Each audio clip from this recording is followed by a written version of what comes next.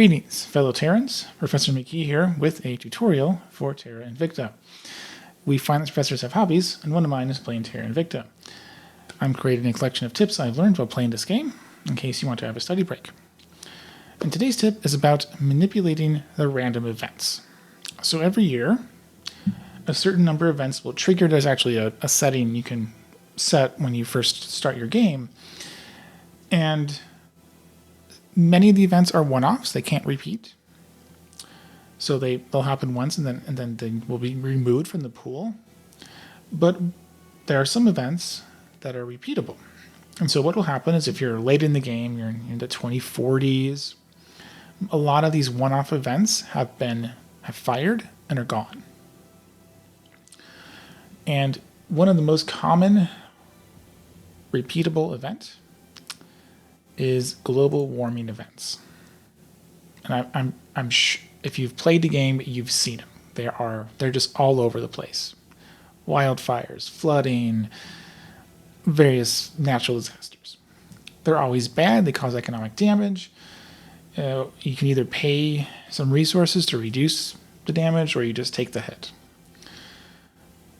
But if you ensure that there are some good repeatable events that are in that pool of possible random events, you can dilute the global warming event pool and you can get some good events along with the natural disasters. So I've done some digging through the event files, and there's a couple good events you can try to become eligible for without too much effort. First up, here we go.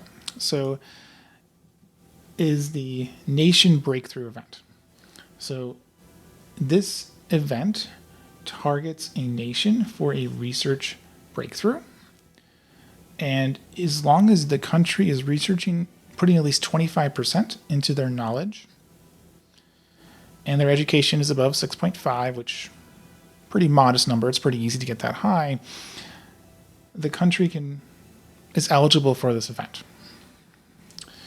It's also weighted towards small nations, and if you have small amounts of daily research and you have really high education above 10, with high education being a very high weight, but those are just making this nation more likely to be selected versus other nations that are also eligible.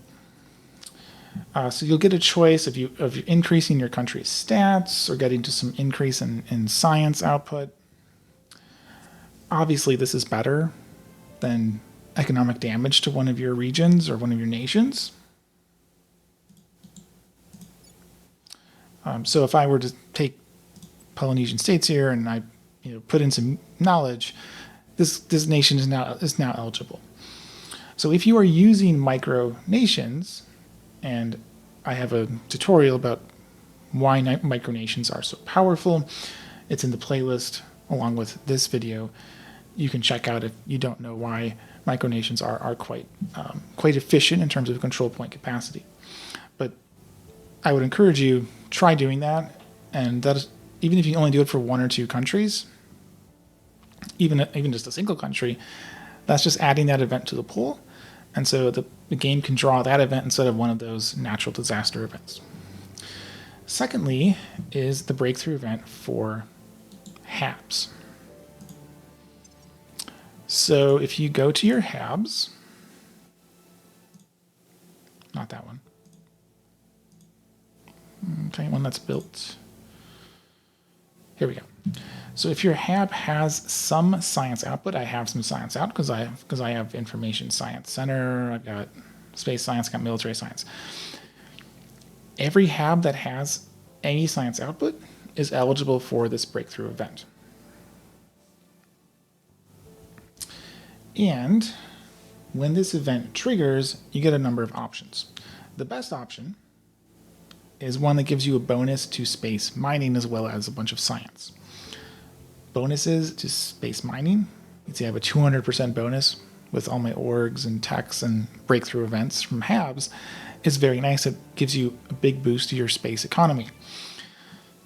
In order for that option to trigger, you need to have a project income on that hab as well. So if you produce some science and you also have the skunk works, or the tier 3 of the skunk works, then that hab will be eligible. And this event is a very frequent repeatable event. Like the cooldown globally is really short. Even the cooldown for individual habs is really short too. So I would recommend that you want to have as many stations as you can with this being eligible for this event. So just always build at least one science lab, and once you get the ability to build skunkworks, a skunkworks. And I would, to keep costs down, check for a lab that only has crew costs. So military science, space science, info science, they only cost crew. There's no additional upkeep. Another event that's a little bit harder to trigger, but is also really good for habs. It only applies to stations. Let me pull one up. Okay, so if you have a station and it has a military science bonus, and I didn't actually know about this event when I was playing this Let's Play, so I didn't actually set it up. Let me find my one military science here. Yeah, so this one has military science bonus 75. It's a lot. It's called a destructive testing. That's what the event will say when it triggers, and it can only trigger if the station has military science bonus. It gives you a number of options. It gives you some research. You can get some more debris in that orbit and get more research because you're blowing stuff up for science. And unless you're the academy can't blow stuff up for science. But as long as you have that military science modifier on your station, again, it's only for stations, not for the mines, then this hab becomes eligible. So again, when you are putting the science labs in, I would recommend just always have your station have a military science lab. And then all of those stations will be eligible for this repeatable event. And military science, it's cheap. It only costs crew to run. And I mean, even the tier 3 is just 125 crew. It's not exactly a lot of crew to offset. So it's very cheap in terms of cost to have a military science lab on every station. Okay, so that is for stations. For habs, for mines, there's one more event. So let me go to prospecting. It depends on the description. So let me find them. Yeah, so icy planetoid or diverse icy planetoid. These. Now these are for the icequake event. So if you have a mine and it's on a mining site that has a description of diverse icy planetoid or icy planetoid, and this is mostly things like some of these larger moons, so also Ceres, but also many of the large moons in Jupiter and other gas giant planets. There's also a few Kuiper Belt objects as well, if I remember right. Well, maybe not. This is all just Europa, Ganymede, and Callisto. But you just need to check for those too. And this event, if you have space science output on your hab, so you've built the hab at one of those stations or one of those mining sites, so like I have here in Ceres, and I make sure that I have a space science research center, if the event triggers, you'll get an option that unlocks that gets you research, instead of the options that just destroy a couple of your modules.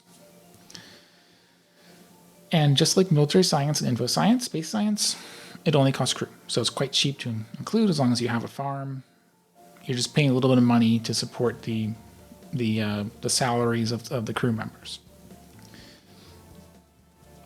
If you're the academy, you get an even better option. I think if I read the event template correctly, you don't actually need the space science for Academy, but a good practice would be for any site like this, just make sure you include a space science research center, have that be the science lab you include when you're trying to be eligible for the breakthrough event, which applies to every possible hab.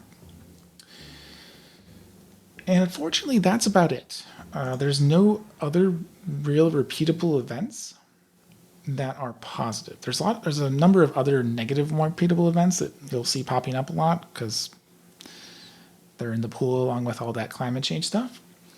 But if you really hate the natural disaster events, another thing you can try to do is to research a global tech called climate change mitigation. And it's way at the end. So this will be very late in the game when you're able to research it. And it doesn't say it at the in the tech description, but the weights on all of, or I believe it's all. I didn't check all of them because there's so many of them. But all the ones I looked at, the weights on those natural disaster and negative events goes down significantly if this global tech has been researched. So you are less likely to draw that event once you've researched this global tech. Now, if the climate change events are the only events in your pool, you'll still draw them because it's just a relative change. If there are other events in the pool, those events become more likely to be drawn. Oh, and also one more thing, which is, again, a hidden kind of mechanic that you might not know about. When you get those climate change events, there's always a cost to reduce it. The higher your global temperature anomaly is, so if it's, it's 1.6 versus it's 1.1, if it's at 1.6, the resource cost to mitigate it is higher. And so the lower your global temperature anomaly is, the cheaper it is to deal with those negative events. So if you do get that anomaly down, not only do you reduce the GDP reduction every year and the effect on inequality and stuff, but you also reduce the cost of those negative events. Now, getting global warming down will make those events less painful, but it also takes a lot of effort to get global warming down, so you might not want to bother doing that. But just in case, if you really hate those events, and they are really annoying, that's another thing you can do to try and make them less painful. So, if you are fed up with all the global warming natural disaster events, try tweaking your habs a little bit or change up your nation priorities, and you'll see some more good random events later in the game, as well as earlier in the game, assuming you get lucky. If you found this video helpful for your study break, please comment, like, and/or subscribe so that others can find this video too. Happy not studying or getting lucky with some research breakthroughs.